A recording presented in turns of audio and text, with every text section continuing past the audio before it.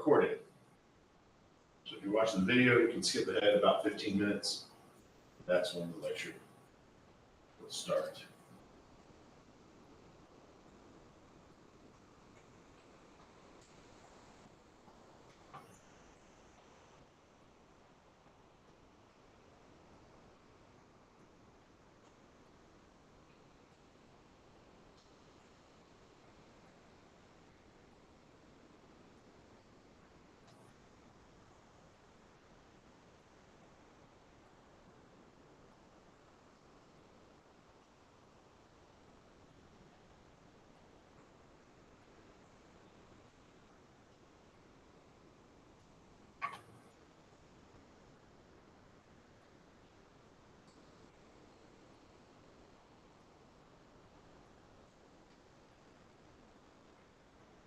Did you have a good weekend?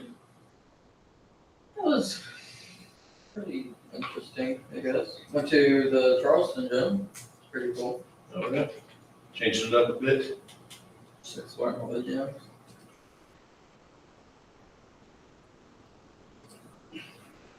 I want to make sure, double check and confirm with you. I know you said it in an email. I also want to check in person as well. Mhm. The assignments, right? I can return those in for a 5% boost, correct? You can turn them in with directions, Okay. or you can meet me online and get feedback for a 5% boost. Okay. Yeah. So the corrections will up my grade just a little bit, or? Depends on, yeah, I mean, yeah, it depends on the assignment. For example, like if you got like a 50% on the assignment and then you turned it in, you resubmitted it with corrections and you got full credit, that's obviously gonna help your grade a lot. But if you had like a 98% and you submit it for corrections and you get 99%, it's only gonna help a little bit, So it all depends on the grade or the assignment. And the only catch is, I prioritize new work. So I can't guarantee if you turn something in that I'll be able to grade it. And I say that only because every semester, somebody at the end of the semester will just turn in a bunch of stuff. Not just one person, a lot of people will do that. I'm like, it's nothing I can do with it. I literally don't have enough time to grade all your stuff. So yeah, that's the only catch. Yeah, so sooner the later is better. Okay. I appreciate it. No problem.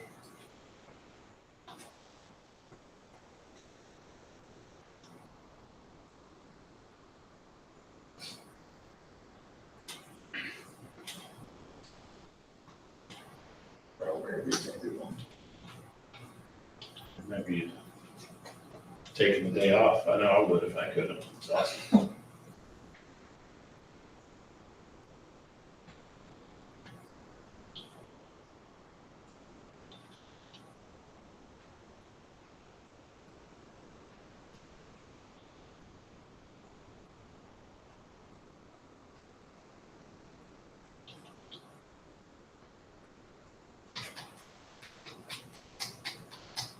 Morning. Morning.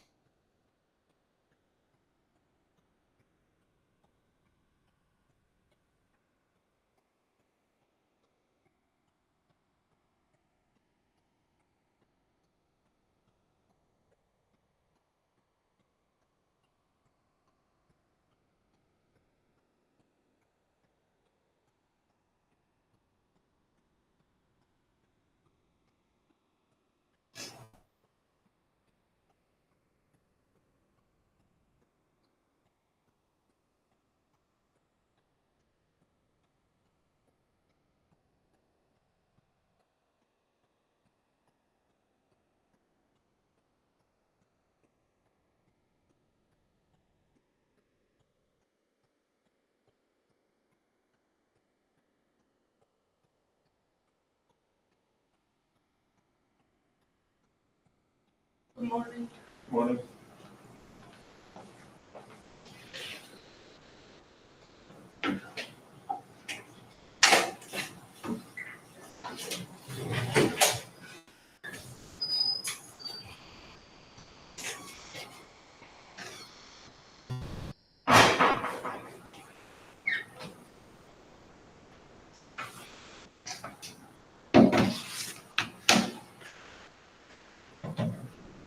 Good morning.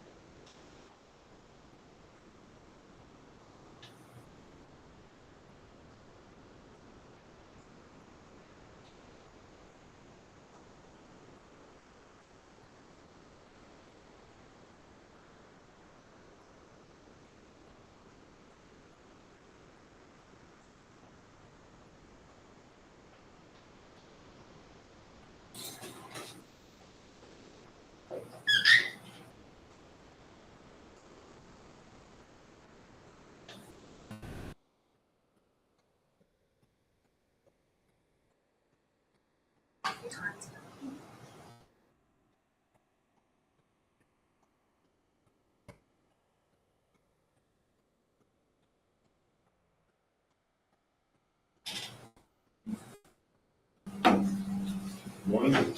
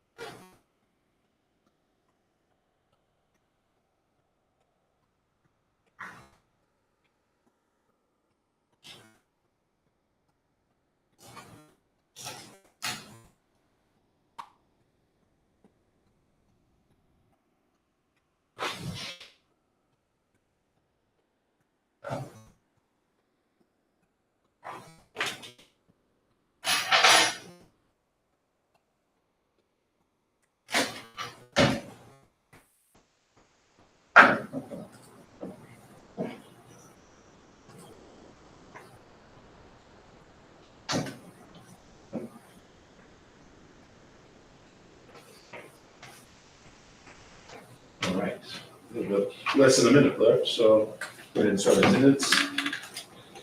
Rumfeld is not here. Champion is not here. Gross is not here. Gunther is not here. Randall Hill is here. The other Hill is not. Jackson? Jackson's here. Keys is here.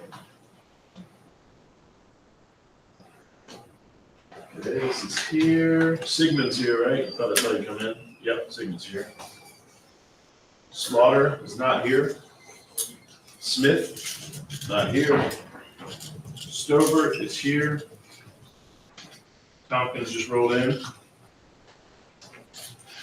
Vanessa is here. Wait, no, Vanessa is not here yet. Watson, is Watson here? No Watson yet. Young, yep, Young is here. Wyback is here. Lawrence, not here. Wilson is not here. And while I was doing that, we have Brumfeld come in. And the other Hill. Did I miss anybody? Anybody to account for? I'll wait till 8:01 before we get started. Technically, you're not late until 8:01. Does anybody have any questions while we wait for 8:01?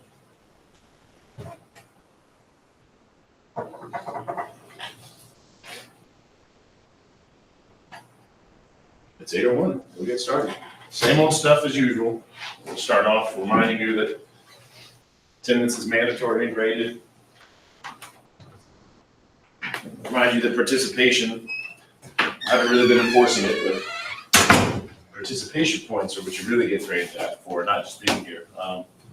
So, moving forward, not in the past, but moving forward, like if you have to miss class, that's okay. You should need to watch the video and get your participation points that way. So any questions about that? All right. First word for attendance today is Jack. Over the weekend, we lost a professor. I guess he's been retired for about a year now, a couple of years. Anyway, Jack McGann from the physics department died over the weekend. So that's first word is in his honor. Anyway, on a different note, much lighter note, I guess somebody hacked my Facebook or something.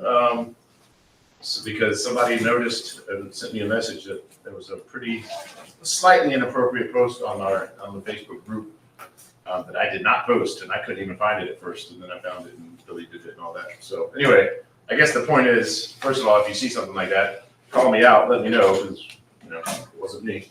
Also, I will never contact you via Facebook. So if if somebody messages you and it seems like it's me and they're saying something or asking you for something, don't believe it. I'll only contact you via email. And I also probably would never ask you for anything important, like social security number. If anything seems fishy, don't feel free not to email me back and just wait till you see me in person. But hey, I got an email where you were asking what my mom's maiden name was or something like that. So, be aware of that kind of stuff. Any questions about that? All right, there's not a lot of people here today. I feel that. I also didn't want to come in today, and that reminded me to remind you to make sure that you check your course announcements and emails at least every Monday, Wednesday, or Friday. I would recommend doing it before you come in because sometimes something might happen. I might not be able to make it. Maybe my car died. Maybe I got a sick kid. Whatever the case may be. And if that happens, I'll send out an email or a course announcement that'll say, "Hey, we're not meeting in person today. We're only meeting online," and I'll give you a link. So it's a good time for me to remind you that, especially with winter coming up. I know it's going to be 85 degrees today, but in theory, it should be getting cool soon. And, if we have a snow day, things like that, right? So check your email before you come to class. Any questions about that? All right, speaking of emails, I took the weekend off, so I have a lot of emails to catch up on, a lot of assignments to grade. So bear with me. If you have any questions, if you need me, the best way to reach me is to call me. Because if you email me, I'm checking those in the order that they were put in, so it'll be a while before I get to it. The pre-lab is past due, the mitosis pre-lab. And to remind you, that is a virtual lab. So if you want to, feel free to go ahead and do it. You don't need to wait until Wednesday. And also, when we do meet for Wednesday, you guys need to bring your computers because, again, it's virtual. So I'll be here to help you, but you're gonna need a computer to do it. If you don't have access to a computer, let me know and I can let you borrow one. So any questions about the lab? All right, old news. Again, exam 1, you can still retake it up until October 12th. And you have to let me know when you're done. And again, you can retake it as many times as you want. Let me know when you're done. That way I can go adjust your grade, because I have no way of knowing that you need your grade adjusted unless you tell me. So make sure you let me know. And on that note, exam 2 is now open and will be closed on the same day. So October 12th is when exam 2 is due. You'll have 50 minutes to take 50 questions, or to answer 50 questions. If you need more time, let me know. If I can proctor your exam, we'll extend the time limit. I don't care how long it takes you to take the exam, as long as I know it's a closed book exam. So any questions about the exams? All right, I got a good question from one of your classmates, so I thought I would remind you guys, you can resubmit your assignments. So any lab, that you've done where you didn't get a good grade, or maybe you even got a 0 because you didn't do it yet, you can resubmit your assignments. So go ahead and do that to help your grade. The only catch is, technically, like if you read the syllabus, late work's not accepted and all that, right? So officially, you cannot resubmit assignments, and you cannot turn in late work. That's the official policy, because what happens every semester is like, at least 30 students turn in a bunch of stuff on the last weekend of class, and I just don't have time to grade it, right? So that's the only catch, right? Turn in your stuff, turn in late work, resubmit your assignments with corrections, but I can't guarantee I'll be able to grade it. I guarantee I'll try. I guarantee you, if you turn it in like today, for example, we're probably even gonna have time before the end of the semester to do it. So go ahead and take advantage of that. Also, feedback, to remind you, if you meet me online to get feedback on any assignment, including the exams, of course I can't do it yet because the exam's still open, but you get a 5% boost to the grade. Because I'm trying to teach you, right? So that gives me an opportunity, instead of just saying, hey, here's your grade, I'd like to talk to you about your grade. Like, look, this is why this is the incorrect answer, and here's the correct answer. Like, I want to make sure you're learning things. So in exchange for you letting me teach you some more, you get a 5% boost to your grade. Yeah, so that's it for announcements and reminders. Any questions? All right, so to remind you, we were talking about the cell cycle, right? The whole entire cell cycle. Let's talk about the big picture here. It's broken down into 2 parts. There's interphase, and then there's the mitotic phase, right? So we talked about the interphase a while ago. We were done with that. Then we got into the mitotic phase. So when we were talking about the mitotic phase, we then talked about mitosis. Remember, because there's 2 parts of the mitotic phase. There's mitosis, and then there's cytokinesis. And those 2 things are separate, but they overlap, right? Chronologically, they kind of overlap. They happen towards sort of the same time. So we finished talking about mitosis. You learned about prophase, metaphase, anaphase, telophase. Where we left off was talking about cytokinesis. So let's talk about this. First of all, it is different in plant versus animal cells. That'll make more sense when I show you on the next slide. I'm not sure if I'm going to ask you any questions about that, but that should make sense. Because even though we haven't talked much about plant cells versus animal cells, we have talked a little bit about them. And you should remember, I hope, that plant cells have cell walls, right? Animal cells do not have cell walls. So obviously, if you have a cell wall versus not having a cell wall, the whole process of cytokinesis, which if you remember, that's when the cell itself splits into 2, that's obviously going to be very different. Usually, cytokinesis begins with anaphase.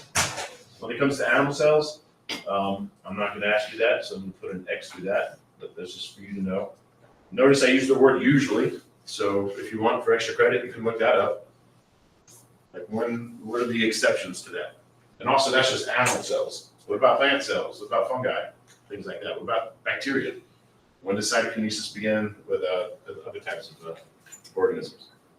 Anyway, the most important thing here is this last bullet point right here. Cytokinesis is when the cells divide into 2, right? You have 1 cell, by the end of it, you have 2. To remind you, mitosis is when the nucleus divides into 2, right? We duplicate everything in the nucleus. We disassemble it, we move everything to 2 different sides of the cell, and then we reestablish these 2 new nuclei. There will be a test question too, speaking of which. It says something along the lines of, what would happen, what would be the result if you had mitosis worked, what the process of mitosis went through, but cytokinesis did not? And the answer to that question, and hopefully you would get that, is that you would have 1 cell with 2 nuclei, right? Because again, mitosis is the process of duplicating and splitting the nucleus, and cytokinesis is the process of duplicating and splitting the cell. So any questions so far? All right, here's a picture of what I'm talking about. This is cytokinesis. You can see it starting. This is an animal cell. To me, it looks like a wrinkly old Pac-Man. You guys are so young, you're probably not very familiar with Pac-Man anyway. But anyway, in animal cells, this process is known as cleavage. This is called the cleavage furrow. This is when it all starts. You can imagine if that was animated, that thing would keep going until finally you have two cells. Pretty simple stuff. Any questions about that picture? All right, here's another picture. I think this is from the old textbook, but it's, again, just trying to visualize what's happening here, right? We have this one cell with two nuclei, and it's kind of pinching itself off, so we have two daughter cells. So any questions? That's an animal cell. Really quickly, we'll talk about plant cells. Again, plant cells have cell walls, so things are a little bit different. What they have is these vesicles, and hopefully you remember what vesicles are. We talked about that in chapter 3. It's those little, basically blobs, right? The blobs inside of the cell. In this case, they always have something in them. In this case, they have stuff to make the cell wall. And that forms something called the cell plate. If anything, that might be what I asked you. Just that part, right? I might use that term cell plate, and you know what that is. The rest of the stuff, I'll talk about it, but I'm not going to ask you this much detail. So the cell plate grows outwards, and it accumulates the cell wall material as more vesicles join it, which is basically like saying all these vesicles have the building stuff, and they just keep going towards the spot and bringing the stuff to build it with, and it gets built. It's just that simple, right? And the cell plate membrane fuses with the plasma membrane, and at that point, the cell plate's contents join the cell wall. So pretty simple stuff. Again, I'm not going to ask you that much detail anyway. Just know that when we're talking about cytokinesis, just remember that it's different between plants and animals because plant cells have cell walls and animal cells do not. It's pretty simple stuff. So any questions about this? All right, moving right along. The next word for attendance is going to be Tim. Like the name Tim. See, there's a T in here. Yeah, like Tim. So again, if you're watching the video, you need to take a screenshot. I should see a screenshot of me pointing at the letter T for Tim. Today's my brother's birthday, so that's for him. Tim. Anyway, so we're done talking about cytokinesis. We're actually done talking about mitosis completely and the mitotic phase. So are there any questions about mitosis or the mitotic phase? All right, so now we're kind of looking at the big picture again, right? So we're zooming back out. Now we're going back to the cell cycle, right? So you learned about interphase, which was broken down into G1, S phase, and G2. But now we're going to kind of go back to that, and I'm telling you there's exceptions to the things you learned. And now you're going to learn about those exceptions. Because some cells don't follow what I taught you, right? Some cells are the exception. And we have something called the G0 phase. That G with a little zero, that's what that means, G0. In this case, when this happens, the cells are not actively preparing to divide. Right, so you can see here, basically, guys, let me back up the step 2. Here's the entire cell cycle, right? So we're looking at, let's see, G1. Yeah, we're looking at the entire cell cycle from here to here, right? That's interphase, which composes of G1, S, and then G2. There's the mitotic phase that we just finished talking about. So G0, it's like the cell was in G1 or should be in G1, but it kind of goes out and it's doing something else now. So again, it's not actively preparing to divide. It's an inactive stage. And again, like I said earlier, it's basically like it's escaped, like it's paused. It's no longer in the cell cycle. Sometimes this happens because of external signals. And I'll just leave it at that. For extra credit, you can look into that.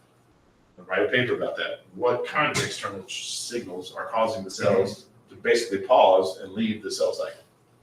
And sometimes it's not temporary, sometimes it's permanent. And again, for extra credit, you can look into that. So any questions about this slide? All right. So there's variability in the cell cycle length. So again, we talked about this idea of G1 and then S and then G2, right? That's what interphase is. You know that the interphase is about 90%, cells are 90% of the time about in interphase. And remember, you do need to know, not that number, but you need to know that the majority of the time the cell is in interphase. But what you didn't mention is the fact that this varies. So it depends, like for humans anyway, it depends on the type of cell, right? We have all kinds of different cells, kidney cells, eye cells, brain cells. We have all these different cells. So they vary in the length of their cell cycle. Then you have to think about all the different organisms, right? All these different species. So they also vary in their cell cycle length. So again, this is something you can look up for extra credit. Like how long is the typical cell cycle for a brain cell? How long is the typical cell cycle for a kidney cell? Whatever kind of cells you want to look into. I mean, you can see here that the textbook does tell you that it ranges. So for some types of cells, it's just hours, right? Some cells are just being reproduced a lot. Other cells, not so much. It's an entire lifetime. So any questions about that? All right, it's pretty simple stuff, right? This last bullet point is a little bit more important because we're going to talk more about that. The timing of the cell cycle is controlled by internal and external mechanisms. So we will actually talk about that. And remember, like I said when we first started this chapter, eventually you're going to learn a little bit about cancer, right? And I told you cancer is a disease of the cell cycle. So we're kind of getting there, right? We're getting closer and closer to talking about that because I'm telling you now that the cell cycle is controlled by mechanisms. So as you might imagine, cancer has a lot to do with that, right? So cancer is basically when we're messing up with the timing. So any questions? All right, so let's talk about these regulations and internal checkpoints. We're getting even deeper here, right? So again, we're still talking about the cell cycle, still talking about going from G1 to S to G2, or possibly even leaving the cell cycle temporarily to begin G0, right? But now, like I said in the last slide, there's mechanisms that are controlling this. So this is what we're going to talk about. So what we're going to talk about is what are some of the things that let it go from G1 to S, and from S to G2, from G2 to the mitotic phase, right? What are these things that are in control of it? And again, like I said, eventually we're going to talk officially. You're going to talk about cancer. But cancer is a disease of the cell cycle. So all the stuff I'm teaching you, keep that in the back of your mind. Eventually, it's all going to come back where I'll say, hey, cancer is basically this, and it's going wrong, right? So let's talk about it. As you already know, and you should know for the exam, when we're talking about mitosis in the cell cycle, the daughter cells have to be exact duplicates of the parent cells, right? We want exact duplicates when we're talking about mitosis. Of course, meiosis is a different conversation. We'll get there later. But if it's mitosis, remember, we start with one cell, we end with two genetically identical daughter cells. They're genetically identical to themselves, and they're genetically identical to the parent cell. But sometimes there are errors, and these errors lead to mutations. But because, generally speaking, it's usually a perfect copy, and that means when you do have that one error by accident, then every other cell that comes from that cell that had the error is going to have that error. It's almost like a copy machine, right? If you have a copy machine, you make perfect copies. If one of them was messed up, and then you make a copy of that one, then obviously all the copies you make from that one piece of paper are going to have the error on it. So it's the same thing with your cells. If you get a mutation, one cell gets a mutation, then all the cells that came from that cell will also have the same mutation. But this is why we have these control mechanisms. You're going to need to know about them for the exam. They ensure that the cycle pauses until conditions are favorable. So this is, again, the cell cycle is controlled. It's not just like, it's not on autopilot. It doesn't just go G1, S, G2, mitotic phase, right? There's things starting it and stopping it. There's these signals. They're located at the end of G1 and between the G2 mitotic transition, and also during metaphase. And we're going to talk about all three of those separately. But again, I recommend my recommendation for studying, again, is to learn the big picture and then add the details, right? So right now, I would recommend memorizing that first, the fact that where these things happen. So G1, right, the end of G1, and then also the end of G2, and during metaphase. Memorize those three different things, and then add the details. And I'm hoping here, on this next slide where we start talking about these details, I'm hoping, again, this is very intuitive, because if you think about what happens in G1, hopefully you remember what happens in G1, and you think about what happens in G2, and you think about what happens in mitosis, and you think about what happens specifically in metaphase, hopefully all of this will be very intuitive. So here we go, the G1 checkpoint, that's the first one. This determines if conditions are favorable for division to proceed, right? So this is the first checkpoint. We're in G1, right? That's the first part of interphase. That's the very beginning of the cell cycle. So this is the very first checkpoint. It's also called the restriction point. I'm probably not gonna ask you that. I'll put a question mark next to that. I don't remember if I have a question about that in the exam or not. If I don't have one question about that on the exam, I'm not going to add it. At this point, once it passes the G1 checkpoint, the cell irreversibly commits to cell division. So again, think about that. Like G1 is the very beginning of the cell cycle. And it's at that point that the cell is, I don't want to use the word decide because there's no consciousness there, but it kind of makes sense, right? It's committed at that point already to cell division. So obviously, we're going to need to check for some stuff before it goes past this checkpoint. What is it checking for? It's checking for adequate reserves. Reserves of what?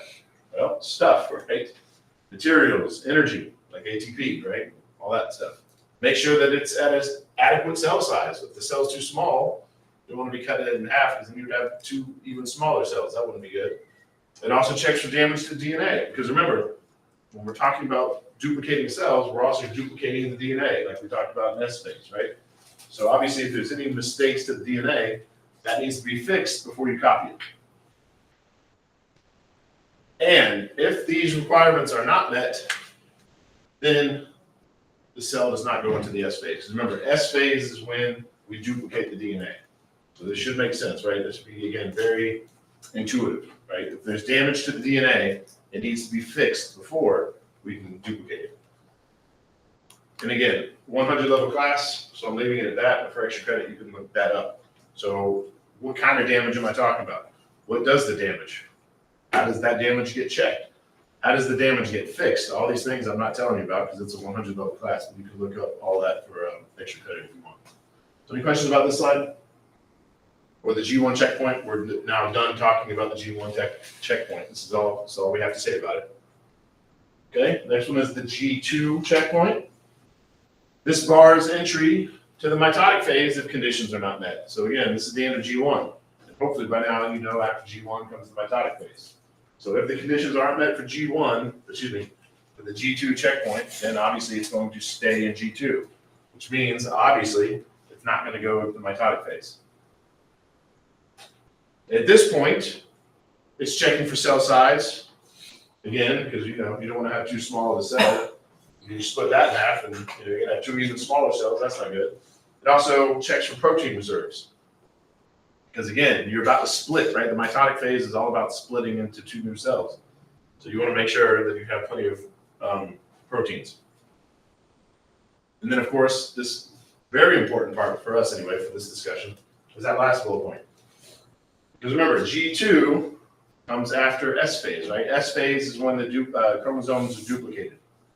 So here in G2, during this G2 checkpoint, there's mechanisms to make sure that they were duplicated correctly. Because like I said earlier, sometimes there's mutations, sometimes there's errors. And if you have an error in that one cell, then every cell that comes after that is going to have that error. And of course, as you're going to learn in later chapters, those errors are actually kind of important because without it, we wouldn't have natural selection, we wouldn't have evolution, we wouldn't even be alive, right? So usually those errors are bad, but occasionally, sometimes they're good. Anyway, any questions about the G2 checkpoint? All right. Next is the M checkpoint, the metaphase checkpoint. This happens towards the end of metaphase. This is also known as the spindle checkpoint. And this again, I'm hoping this is very intuitive because hopefully you remember what metaphase is. Metaphase is when all those chromosomes are lined up in the middle of the cell, right? They're all attached to the spindles. They're lined up in the middle, and then there's that tug of war, right? And then once they break apart, that's when we consider it anaphase. So here in metaphase, we've got them all connected. And obviously, it's going to be very important that they all split correctly. Otherwise, right, like if one of them doesn't split, then you're going to have one cell that has an extra chromosome, and you're going to have another cell that doesn't have enough chromosomes, right? So both of those things are bad. Obviously, that's why this is so important. So before the cell goes through metaphase and goes to anaphase, where things are split up, obviously we need a checkpoint to make sure that those spindles are attached, to make sure that those sister chromatids are going to separate properly. And of course, they don't always do that, and we'll talk about that later. So again, we just talked about these three different checkpoints. None of them are perfect. The whole thing isn't perfect, right? Actually, if it was perfect, we wouldn't even need the checkpoints anyway, right? So we have the checkpoints to make sure that nothing went wrong in various ways that we just finished talking about. But also, there's the fact that sometimes these checkpoints also go wrong. So there's a lot of things that could go wrong. Which brings us to the last bullet point here that I've been talking about for a while, cancer cells. Right, so let's talk about cancer. For the exam, this is probably a little bit less important. I don't know how, there's not many questions about this on the exam. For your everyday life, this is obviously very important because unfortunately, like I keep saying, you or someone you know probably will have to deal with cancer, if not already, right? So let's talk about it. Cancer is a disease of the cell cycle. I keep saying that, I'm saying it again, that'll be a test question. It's a disease of the cell cycle. It results from a mutation in the proteins that control the cell cycle. So remember, we just got finished talking about G1, S phase, G2, mitotic phase, cytokinesis, right? All that stuff is controlled by proteins. So if something goes wrong and those proteins are not built correctly, sometimes these things don't work correctly. And that results in uncontrolled growth. And that's basically what cancer is. It's uncontrolled growth of cells because these things, these start and stop signals are no longer working because the proteins that control it have a mutation. So when they have this mutation, they don't respond normally to the control system, right? They don't have a normal control system. I guess you could word that either way, depending on which specific incidence it is. They divide excessively, and then they may invade other tissues, and that's usually what makes it bad, right? They invade other tissues, and that's where it gets deadly. So this is pretty basic. Probably you guys knew about a lot of this, maybe all of it. But after this slide, we're going to get a little bit deeper, and maybe you're going to learn some stuff you did not know yet. So are there any questions about this? All right, the next word for attendance, I'm going to say it when I go to the next slide. And the next word for attendance is going to be a question. So you're going to need to pay attention to what's on the slide now, because I'm about to ask you a question about what's on this slide. So the next word for attendance, it's kind of a fill in the blank. Cancer is a disease of what? 2 words. It's a disease of blank, blank. We were just talking about it on the previous slide, so there you go. Anyway, if there's no questions, let's talk about some new stuff here. There's something called proto-oncogenes. You might get some questions about this. These are genes that are responsible for the positive cell cycle regulators, right? So these are just normal genes. So all those things, like I was saying, there's proteins involved in the cell cycle, the start and stop, right? There's proteins controlling that. What we haven't taught, and that's kind of a weird way to put it, it's a weird time to introduce you to this because I haven't taught you yet much about how genes work. So we'll go ahead and skip ahead to that. The way genes work are, you got your DNA, you got these codes in your gene. These genes dictate how to build proteins, right? So there's these genes in your DNA, and there's just instructions on how to build proteins, right? So we've got these proteins that we talked about previously on that earlier slide. Like I said, there's proteins that control all this, but there's genes that are instructions on how to build those proteins. And that's what these are, proto-oncogenes. Those are your genes. That's written in your DNA, your A's, your T's, your C's, and G's, right? Those are the instructions that basically tell your cells how to build these proteins, these normal genes. Then we have something called oncogenes. So these are basically the same thing, except they're mutated. So they're the same genes, but something went wrong. These are mutated proto-oncogenes, meaning they're still the genes responsible for the positive cell cycle regulators. There was a mutation. So when the cell follows those instructions on how to build those proteins, then it builds the proteins, but it does it incorrectly. Those not the right proteins. There's something wrong with the protein, and it's not working, right? And this can cause the cells to become cancerous. Because again, it's these proteins that are like in control of the cell cycle, in control of these checkpoints. So if something goes wrong with them, then that can cause it to become cancerous. And as you're going to learn in later chapters, sometimes you can have a mutated gene and nothing happens. Sometimes it's completely okay. And you'll learn about that later. But sometimes it's not a good thing, right? Sometimes it does cause it to become cancerous. So any questions about the difference between proto-oncogenes and oncogenes? You're going to need to know that for the exam. All right, there's another type of gene that you need to know about. Tumor suppressor genes. These code for the negative regulator. So I guess I should take a step back and make sure you guys understand what I say, the things I just said. So last slide, I said they were positive regulator, right? Meaning those are the proteins that said go, right? So remember, I said basically these proteins are on and off switches. So the last one we talked about were the on switches. These are the off switches, so to speak. These are the proteins that stop the process. Like, all right, we need to calm down. You're reproducing a little bit too fast. Let's stop doing this uncontrolled division. So you have these, right? You have these tumor suppressor genes in your cells right now. But if they get mutated, then we don't have these stop signals. So your cells just go over and over, right? This is why, like, things like smoking, for example, can cause cancer. You put those chemicals, those bad chemicals in your cells, possibly mutating the DNA, right? The genes, these instructions on how to build these proteins. You screw those up, and those proteins get screwed up when they're built. And if they're screwed up, then you might end up with this, right? These are the things that are stopping tumors from happening. And if you get rid of those genes, then there's nothing to stop it, right? So again, big picture, we talked about two different types of genes.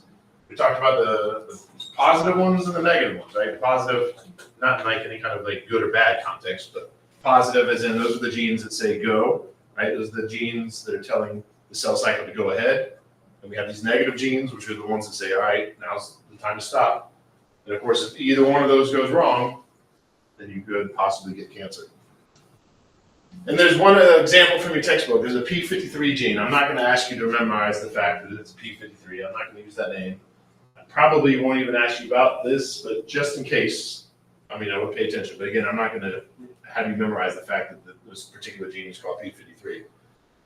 But what happens is, again, we're talking about tumor suppressor genes.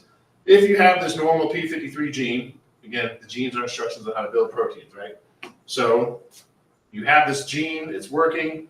You have then the protein that it makes, and everything's working fine, right? You can stop the cell cycle when you need to. You can repair your DNA if it needs repaired. Then you can go back into the cell cycle. Or you can stop this whole thing, and then there's something called apoptosis, and I'm not going to ask you about that, but it's good for you to know because, again, unfortunately, you're probably going to have to deal with cancer one day. Apoptosis is basically cell death. It's like cell suicide. So something goes wrong in the cell, and if this thing is working properly, this P53, it'll either fix it, right, fix the problem, or if it can't, it'll basically give it the kill signal, like, all right, kill yourself. That's what the P53 gene does when it's working. Now, if you have a mutated gene, then you have a mutated protein, it's not working properly, so all these things, right? So if there's issues, that doesn't stop it, right? There's nothing to stop the cell cycle and fix it or to tell it to kill itself. Instead, it just keeps going. And again, that will eventually cause it to become cancerous, yeah. So any questions about this example? And again, it's just one example. All right. So that's it. Let's see, what time is it? 8:32. I know. We are ahead of the game. Yeah, we'll end it early today. So have a good day. Have a good week. I'll be in my office and online for office hours if you need me till 10. Huh? No, I'm glad you asked. No, we're meeting as usual on Wednesday. I'm saying bring your computer though to lab because the lab that we're meeting when we're all going to be here in person, the lab that we're doing is virtual. So you'll need a computer. It's a great question. Thank you for asking.